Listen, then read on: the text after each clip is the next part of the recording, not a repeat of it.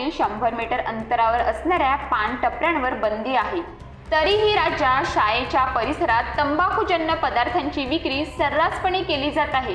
त्यामुळे शाळकरी मुले व्यसनाच्या आहारी जात आहेत। ही बाब अतिशय गंभीर असून सरकारनं शाळा परिसरात तंबाखूजन्य पदार्थांच्या विक्रीवर बंदीची कठोर अंमलबजावणी करावी अशी मागणी राज्य बाल हक्क संरक्षण आयोगाच्या अध्यक्षा ॲड सुशीबेन शाह यांनी केली आहे।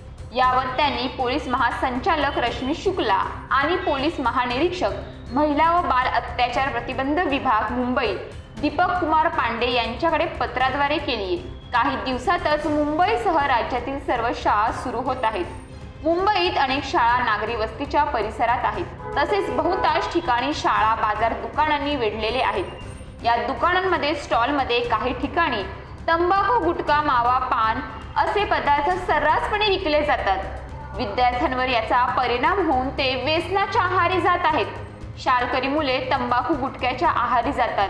विद्यार्थ्यांमध्ये जनजागृती व्हावी यासाठी प्रशासनाने प्रयत्न करावे अशी मागणी ॲड सुशीबेन शाह यांनी केली आहे।